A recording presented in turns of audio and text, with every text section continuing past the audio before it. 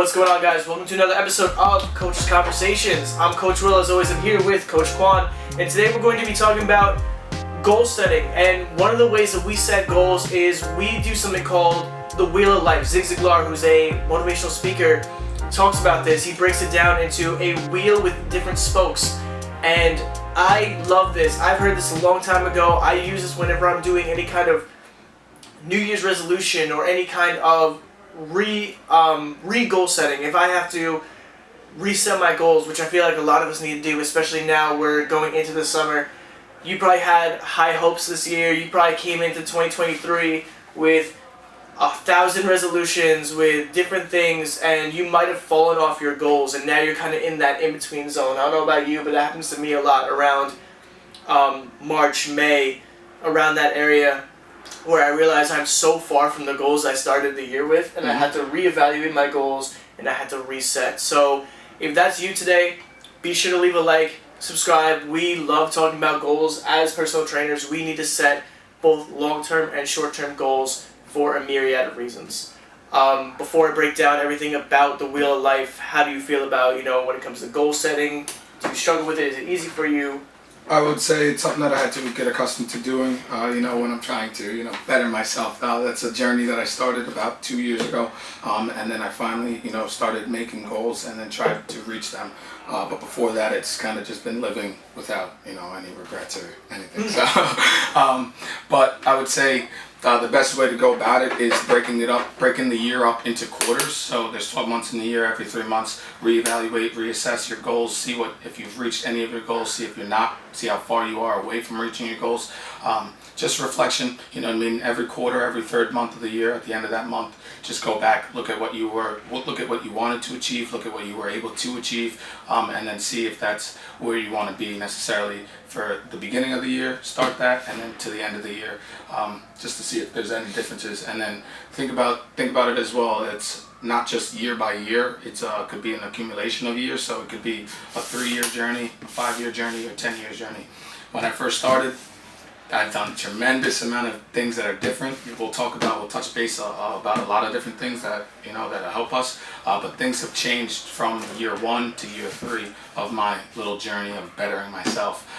Ultimately, it sounds cliche and cheesy, but we have to better ourselves to be that better person that we want to be. So, and to get to the positions that we want to be. So we have to set those goals and have that mindset so that we could get to the goals necessarily. So. Yeah, it's going to be changing, it's going to be everlasting, and, just don't fall off on it. That's it. Yeah, absolutely. I like how you broke it up into quarters. That reminded me of my high school career when it came to math.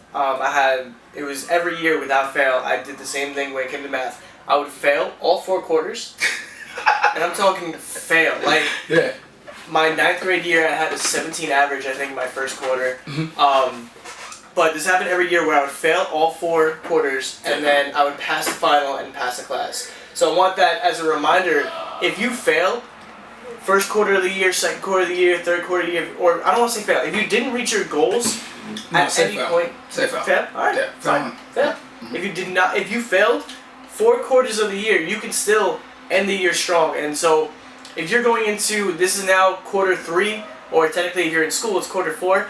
If you feel like you've done nothing with your year, you've absolutely, wasted the past 5-6 months, the final's here.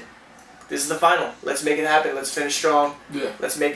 Let's achieve a great year, even if it's at the end of the year. What can you do to make it great at the end? You know what I mean? And we'll talk in another episode about SMART goals and breaking down goals. I think we touched base on this before, but I want to go a little more broad brush today. I want to talk about the Wheel of Life. Now, with the Wheel of Life, like I said before, I want you to treat it like spokes on a bicycle post, on a bicycle wheel. You don't want one side of your wheel. You don't want a really fat tire on one side and then a really skinny on the other side, because otherwise you're going to have a rough time getting through the year. It's going to be hard to pedal with a messed up wheel. So when we break down these individual spokes of the wheel, we want to try and balance everything out. We talk about that all the time, work-life balance. We want to make sure that we're focusing on all these things evenly. We're not focusing only on the financial or only on the spiritual or only on the career, We want to go through everything very evenly because that's going to give you a well-rounded life. And so as we break these down, we're going to talk about our goals. Like you said, a 1, 3, 5 year, 10-year plan, 10-year goals. We're going to break it down to short-term and long-term, just for the sake of time. Mm-hmm. When I do this personally, like when I start the year off, I actually print out a wheel of life on Google Images. I print it out and actually write down in every spoke what my short-term goals are for the year, what my 5-year plan is, what my 10-year plan is. Yeah. I like that, and I would say, I like that you say finding that balance. It has to be even. If one side, you're going to be off balance, and think about it. Life is not a straight, narrow path, so you have to be prepared mentally, physically, emotionally. Really, everything that we're about to touch about, you have to be prepared for it to not go as planned, and you have to be ready and accustomed to adjusting to if it doesn't go as planned. Like we said before, it's about how we finish. You know what I mean? So, like I told you guys, I've changed multiple different things in my little journey, and I'm still trying to, get to that point where I want to be. So it's about finding that balance and balancing it and everything out so that you can live the life that you want to live and be happy and, free. Absolutely. So, most definitely. Another reason why it's important to balance all these, because you're going to find yourself blending these goals together. Like some of these goals, one is going to bleed into the other. Yeah. For a really easy example, career and physical, 2 spokes of the wheel, for me and Quan, well, we're personal trainers, so our physical goals and our career goals intertwine significantly. So you want to make sure, if you're only focused on your career, it's going to actually affect your career because you're not going to be focusing on the physical. Yeah. So you want to make sure it's even throughout. As well. Yeah, we could go career, physical, and then even financial. So all of those play a major role. But I would say the whole thing, think about it as like you're saying, the tire on your bike. If one of them are off, you're not going to be able to ride the bike. Your tire's not going to spin. Your wheel's not going to go. So that's how I'm going to look at it. If one of these things are off by the slightest bit, you won't be able to move. You won't be able to go as needed necessarily. Think about your body as a whole. You won't be able to go if one point's off. Or you'd be pushing a lot harder and not getting as far. Yeah. Mm-hmm. I like that too. With that being said, let's get started. Let's talk about the physical. So why is the physical spoke of the wheel important for people in the gym and people outside the gym? I would say it keeps you on the straight and narrow. Now, necessarily for people just inside the gym, I know everyone in here, we all want to look good for multiple different reasons. Not my care, but we all want to look good. So that once we look good, we start to feel good, all that stuff. So that's a physical goal to have inside, outside the gym. Everyone cares about their looks, unfortunately, you know what I mean? But there is a time where, think about it, if you are going from a place where you were 265 pounds like myself, is it physically healthy to be that weight for the rest of my life?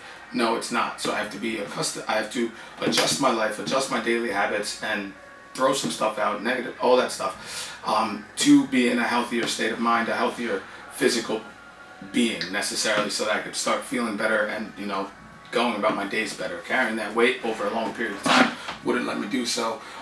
So necessarily that's a goal to have for your physical.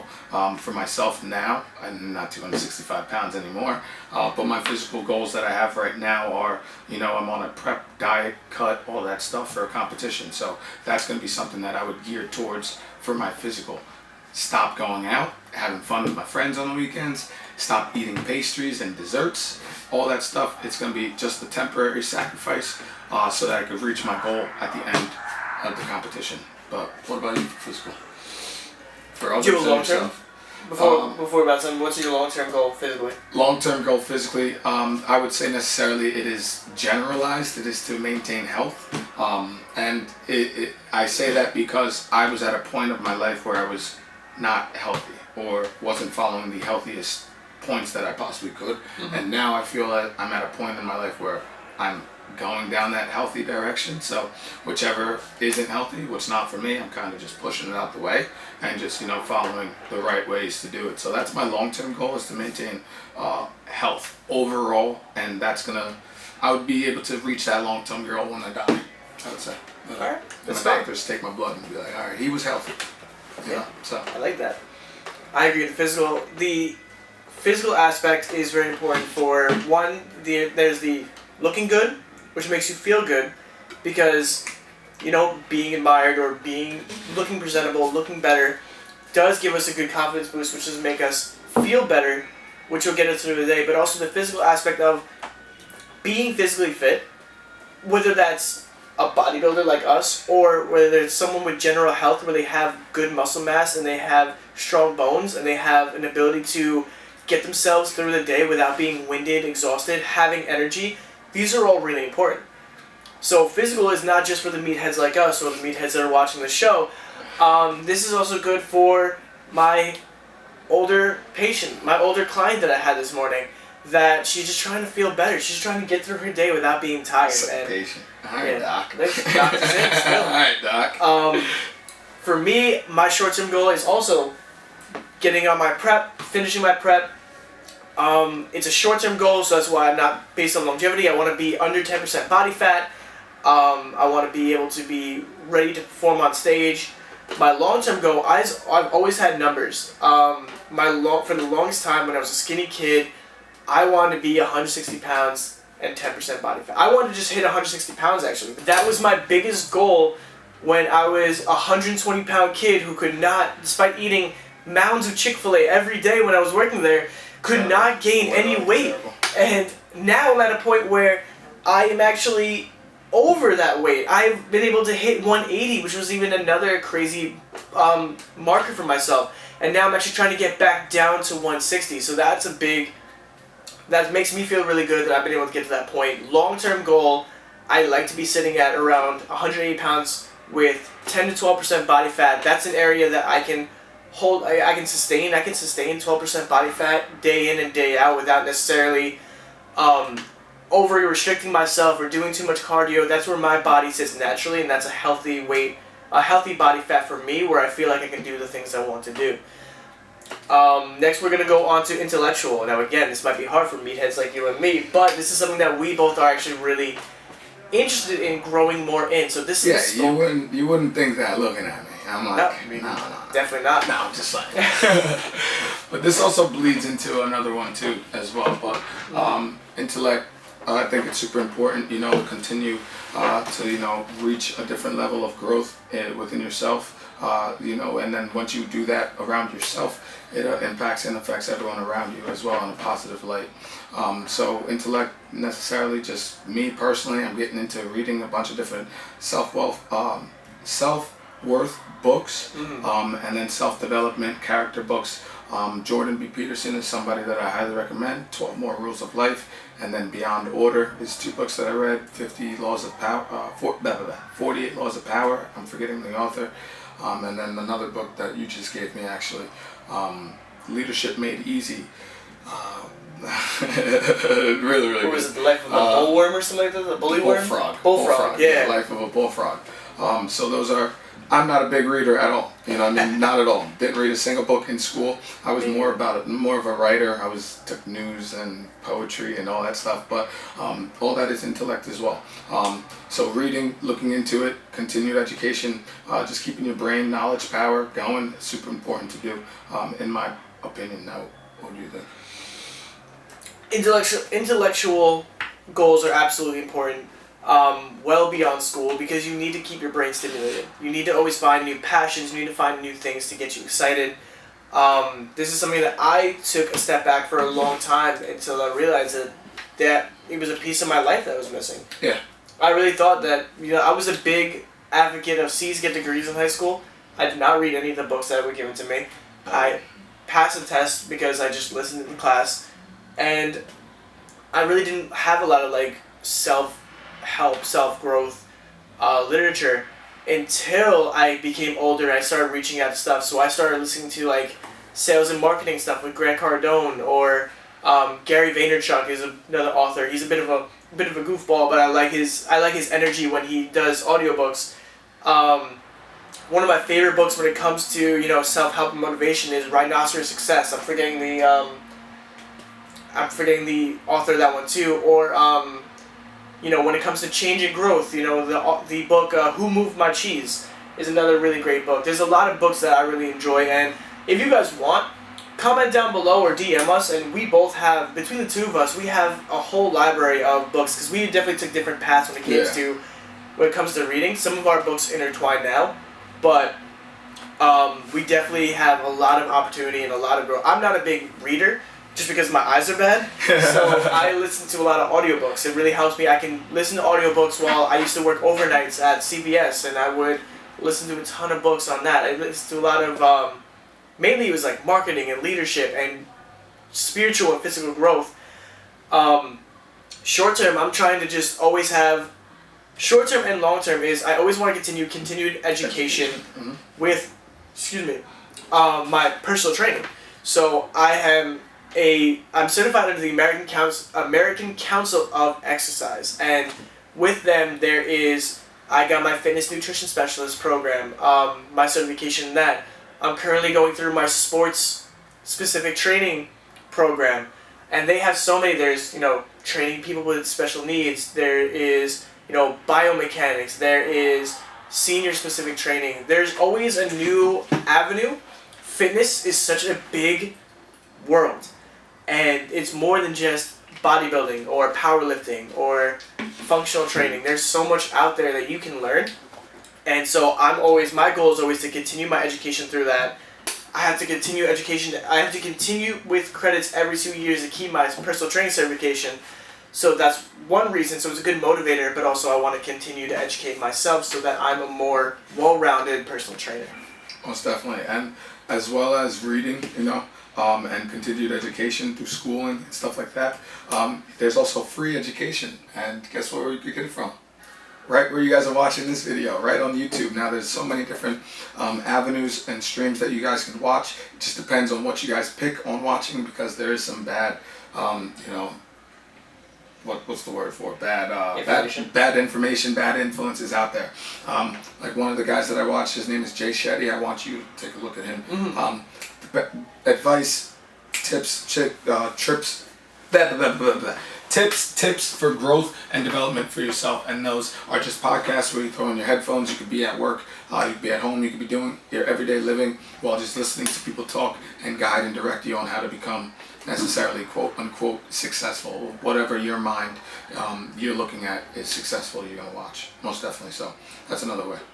Yeah, no, definitely. I think YouTube's a great way to do free education. This is coming from 2 college dropouts.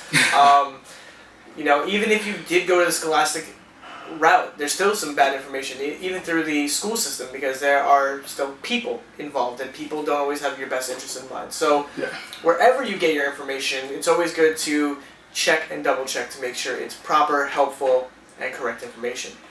Yeah, and then that also bleeds into the next one, spirituality. If your spiritual is up, you're going to be able to tell what information is necessarily good or bad. In my sense, I feel it is a way. But having some spiritual goals is definitely key and vital to success for yourself, development for yourself.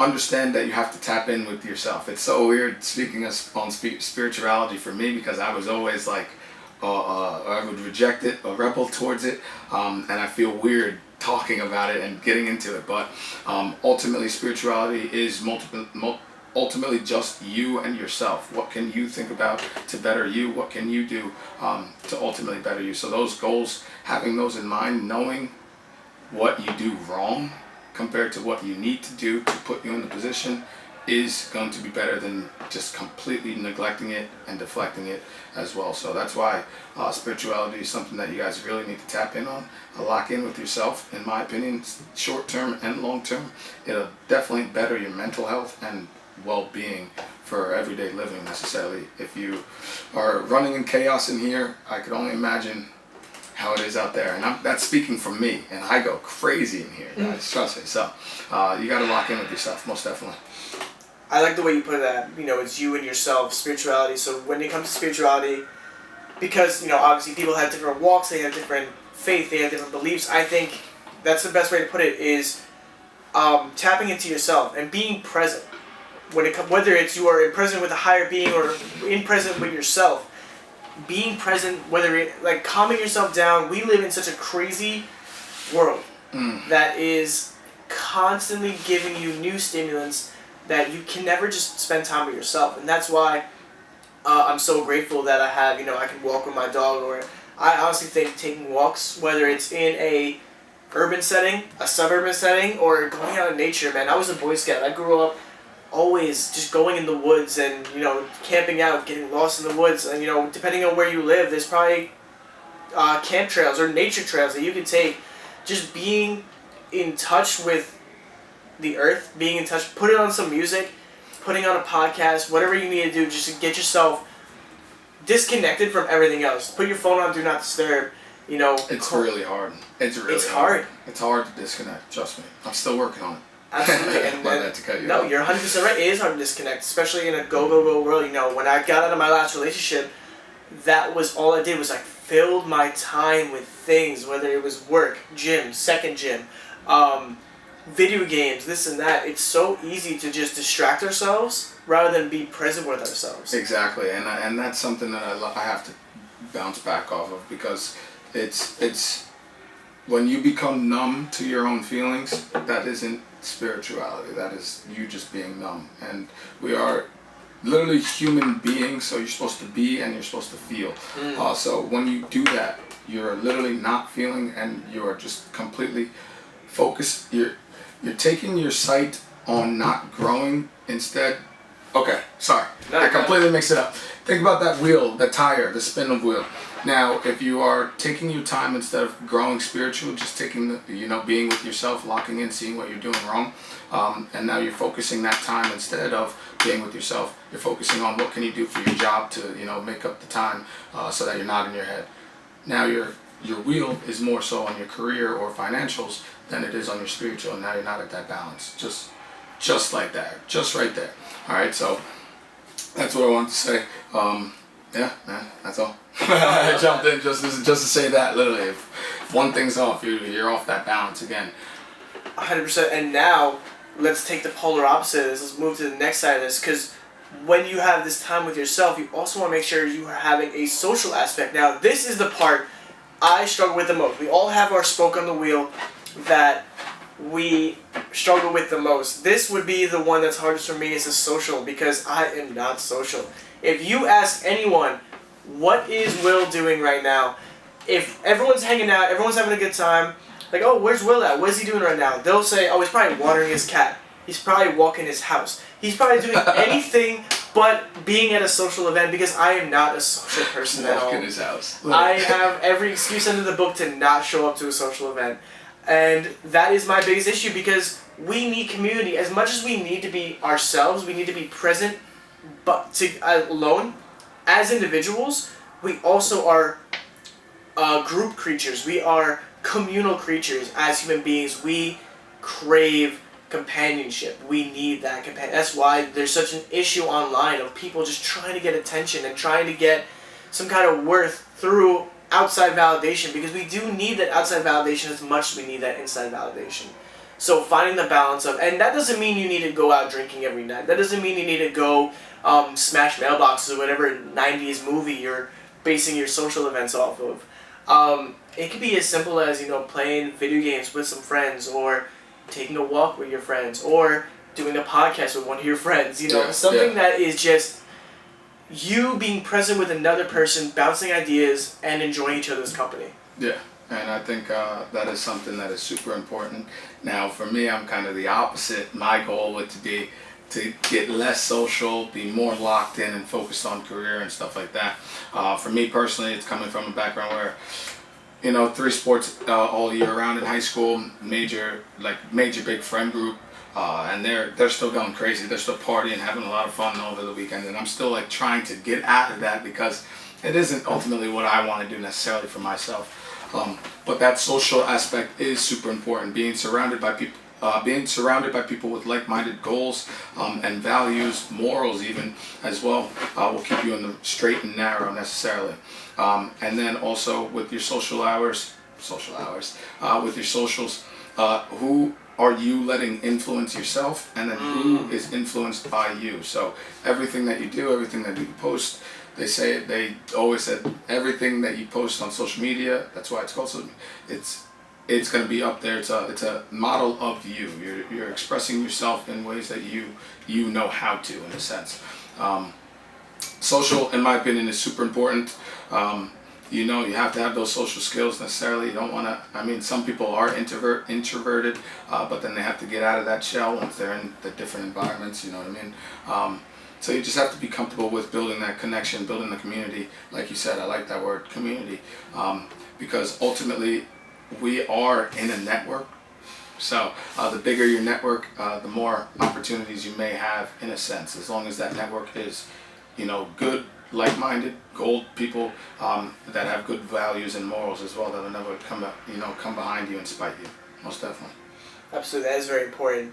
Where you take your social wheel, where you take your social spoke is very important. If you have friends that are only doing bad things, they're not helping you grow as a person, well then that's where the social aspect becomes a negative, and it's actually going to become a deterrent to the rest of the things. Because if your friends are having you up all night, or doing bad things, or having a negative mindset where all you guys do is talk misery and talk bad things, that's going to drain you as a person, and then that's actually going to affect the rest of your spoke. So that was very important. I'm glad you said that. Talking about who is in your social circle, who do you wrap yourself around? Yeah, 100%. Going into the influence part, I forgot who it was. It was one of these motivational speakers. They said, I can see exactly where you're going to be 5 years from now, because I can look at the 5 people that are closest to you, and that's going to be what you look like in 5 years. Who you surround yourself with, who your closest people are, is going to directly correlate to how you are going to grow and thrive as a person. If you have 5 people that all got sob stories, that woe is me for everything, that they have a victim mentality, and I'm not saying that bad things don't happen to them. Bad things, of course, happen to everyone. But if you have people that are always going to be behind the curve saying, I can never get ahead, why should I bother, I'm just going to do whatever I want, that's going to affect you. Even if you have a different mentality, eventually that mentality is going to seep into you. So having a social aspect, finding the 5 people that are closest to you, write them down. Right? Who are the 5 people that are closest to you right now, and think about how they're doing in life. And are they affecting you positively or negatively? It doesn't mean cut them off, but maybe you need to find a different social circle that can get you to where you want to be. Yeah, 100%, and I like that because with goals, say having some goals, short-term and long-term goals. Think about it. If you map out a year, you're introverted, you don't really like doing social events. You could plan out the events throughout the year that you know you have to do, so that you can prep yourself mentally and physically, get ready for those set events, so that we could reach those goals. Of being more social or less social, like myself. I'm trying to become a little bit less social, stop going out as much. But for those of us that are antisocial and you are trying to work on being more social, or taking advantage of your social circle or social medias, whatever, those are some goals to keep in mind. Getting out or taking away from what you already have necessarily. Absolutely. And now, this wasn't intentional, but it kind of worked out. We talked about ourselves, we talked about our friends, and now let's talk about our family. Now, that does work. Yeah, right? So family is another important part. Now, your family doesn't necessarily have to be your family. I know a lot of people have different family settings, and they come from different family archetypes. So when I say family, let's talk about the people that are closest to you, the people you see every day, the people that you connect. This could be like, you could have your work family, you could have your literal family, or you could have your friend family, your roommates, anything like that.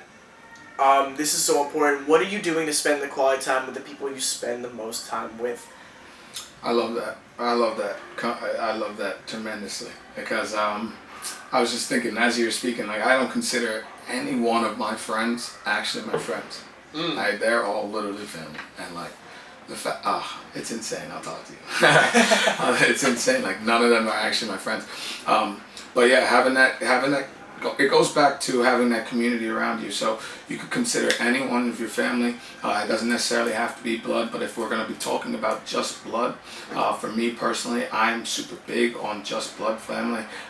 Fortunately for me, I haven't had anyone in my family come after me or spite me. It has happened in my family, but I'm able to, tap into myself, the spirituality side, and have build a relationship with the other person myself. You know what I mean? So I'm a big advocate on family is everything. We need your family, at least your intermediate, who you're living in the household with. You're going to need them until you are out of it. So make sure to have a good relationship with them. That's what I say. I don't know why. If you don't believe me, then have fun in your house. But that's something that I believe in. That my goals for with my family is something like being more social with my family. Alright, so I was social with my friends, going out, partying, having all this fun, but I didn't make any time with my family. Now my mom, I tell you guys now, I just watched a movie first Saturday with my mom. What month are we in? Month 5? Mm-hmm. She's asked me every Saturday this entire year. Wow. I watched my first movie with her. And guess what I would do? I would go hang out with my girlfriend. I'd go hang out with my friends. I'd go hang out. I'd wake up. I'd be too tired from the day before. You know what I mean? So, and ultimately that was hurting me more spiritually because I knew I wanted to be there with my mom. I wanted to be present in the time with my mom compared to being out doing the stuff. So if you have literally short-term, long-term goals with your family, lock in on them. It does take yourself to do that, but you have to lock in on them. And then long-term, if you're trying to build a family, you know, I would say work on the family that you have now so that you know what you could do for later in the future when you do have the family in your name. Yeah, absolutely. I can't agree more. It's so important, and like so funny you said that about the movie with your mom, because recently maybe once every 3 months I'm able to actually sit down with my mom and the rest of my siblings and watch a movie together. Yeah. It's something that we all genuinely enjoy, and we all get to really have. It's that good quality. Even we're not like talking, doing anything specifically. It's that quality time, that bonding time. We crave, again, that's another thing that we just crave as humans, that it's quality time with people. So it's good to have fun times, it's good to have silly times, it's good to have surface level times, but quality bonding is so important too. It's something we need as people. It's good to help. It's just good for your soul. It's good for who you are as a person. It's a good reset. And it's good to keep you present. It keeps you grounded to have things like that. Yeah. And yeah, like you said, like family is what you call it. It's who's close to you, who's living with you, who is, you know, whether that's, you know, supportive. Yeah, long-term spouse or long-term couple or brothers, sisters, you know, friends of the family, anything like that is so important. Yeah. And now these last two blend together very easily because they literally coexist together. But we'll start with the financial because there's more to financial goals than just your career. Mm-hmm. There's saving, there's spending, there's giving. That's the way I like to break down my finances is what am I doing? What do I want to spend on? What are some short-term things I want to buy? What are some long-term things I want to buy? What are my short-term savings goals? What are my long-term savings goals? And then how do I want to give? I'm starting a planner. And the whole planner, it consists of, it is all about, I think I talked about this in the last podcast, what you're doing to help your local community, what you're doing to help your nation, and what you're doing to help the world. And these are where I want to give my time and my money. I want to help my local town. I want to help the town that I work in. I want to work the town that I live in. I want to help my country. I want to help my world because, I know I talked about this when we talked about quotes to live by. You know, I want to leave this place better than I found it. Mm-hmm. I want to leave my town better than I found it. I want to leave the world better than I found it. I like that. And that's how you do it. Mm-hmm. But that's how I say, what are your financial goals when it comes to spending, saving, and giving? And that's how I would break it down. How about you? Yeah, I like that. I didn't actually have a giving. Literally. Mm-hmm. Didn't have a giving. So that's actually really, really eye-opening to hear. I like that a lot. So for me personally, it would be saving and spending. And now I have a real bad problem. Yes, my voice got up. I have a real bad problem with that. Both. Which one comes first? Spending money and saving money. I'm going to go saving money first. Okay, I have a real bad problem with saving money. So that, for me personally, is something that I'm trying to highlight and really, really fix. Now, when it comes into spending money, you can only spend money depending on how much you make. Now, it's not bad how much we make here, you know, and there's always more to be made. We're trying to make more, don't get me wrong, but the more money that you make, depending on your bad habits, the more money you're going to spend. So me, my whole thing was before this 3 years, I would make maybe, I don't even know how much money, but all I know is at the end of the week, I would have $0 and I'd be waiting paycheck to paycheck. Easy.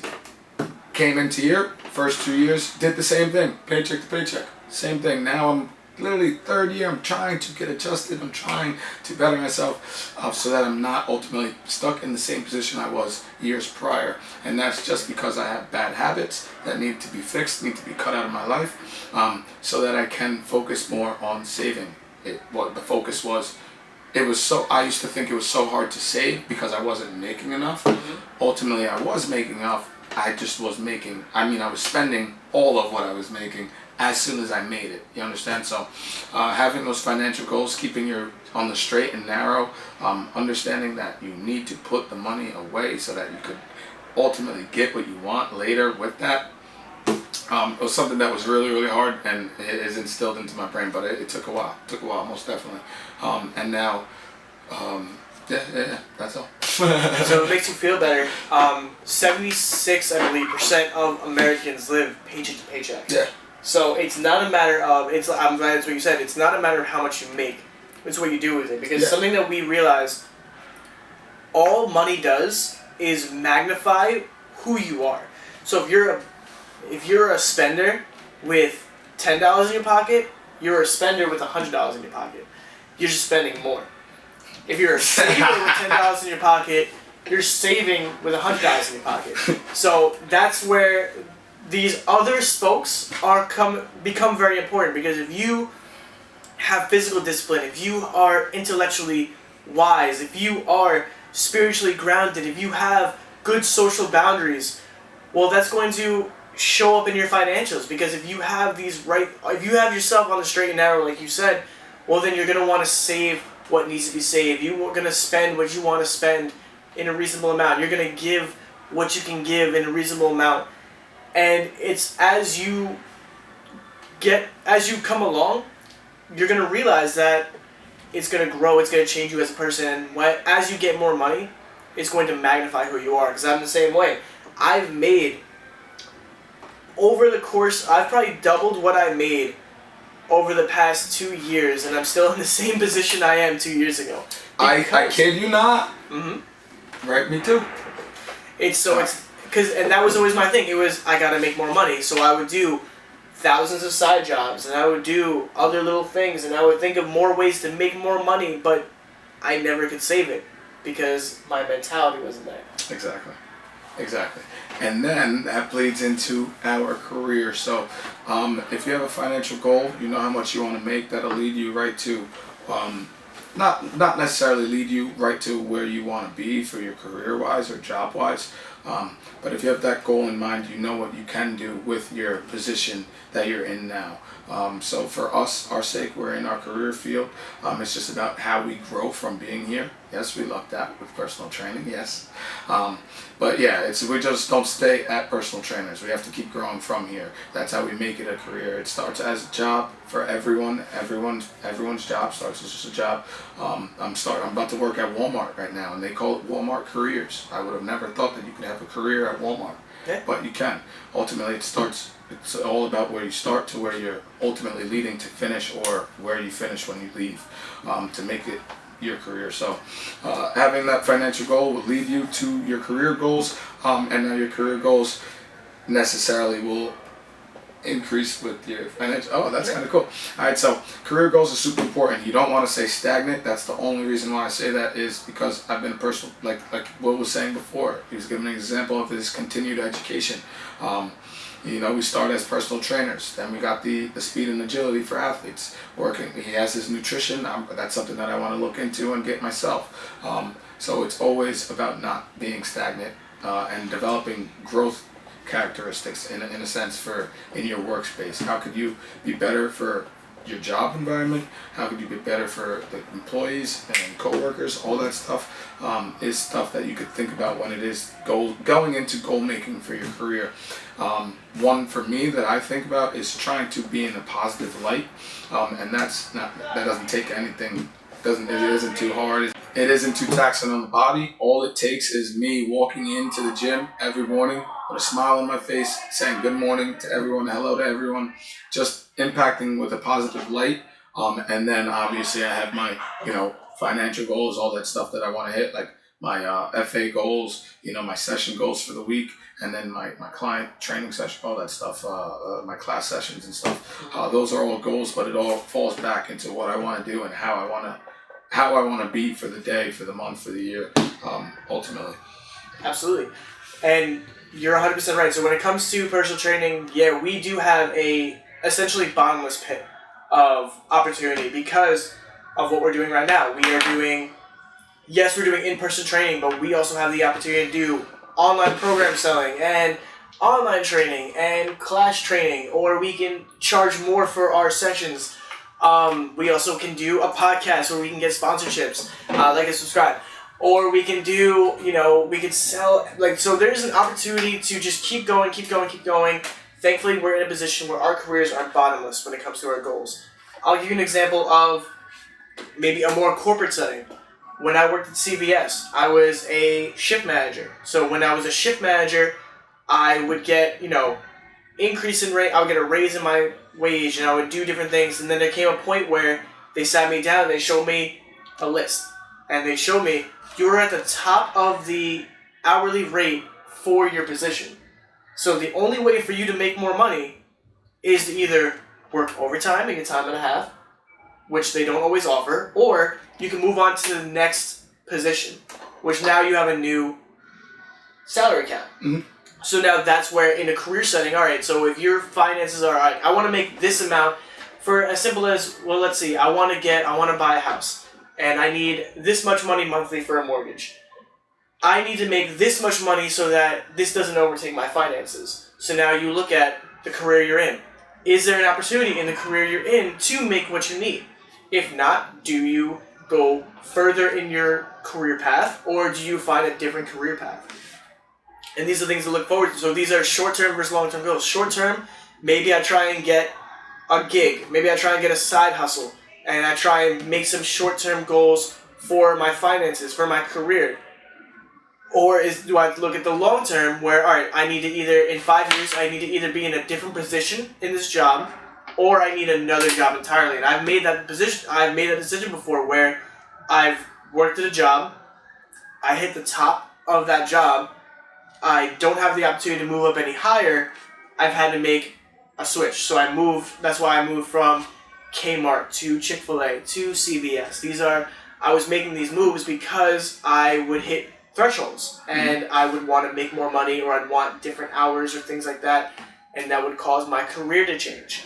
Yeah, and I do like that. It should ultimately, it's not staying stagnant. Like you said, looking for higher positions in that said career or job setting, looking for better ways of making more money or being more lenient with your time, because ultimately time is everything, man. And if we don't have time, we won't be able to lock in with ourselves or address anything necessarily on the wheel if we don't have any time. Like for instance, my only day is Saturday.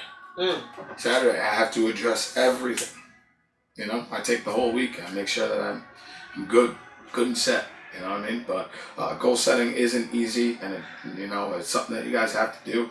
I would take it every quarter, every third month, just to reflect, reassess, and then look to see where you were compared to where you are now, and understand that you are on a journey, on a road, and it isn't always going to be straight and narrow, but we're trying to stay straight and narrow necessarily. Yeah, 100%. So I hope you guys leave this with an idea of what you want to do. I hope you guys are going to start writing your goals. If you're looking to build more goals, if you're looking to get a better understanding of how to properly write goals, we're going to do next week, we're going to talk about SMART goals, the acronym SMART. We're going to break that down. We're going to break down goal setting. This is as important for us as it is for you guys. So, thank you for watching. Be sure to like and subscribe. Hit the bell button so you know when our SMART goal video comes out. I will see you guys next week. Any last words? Peace.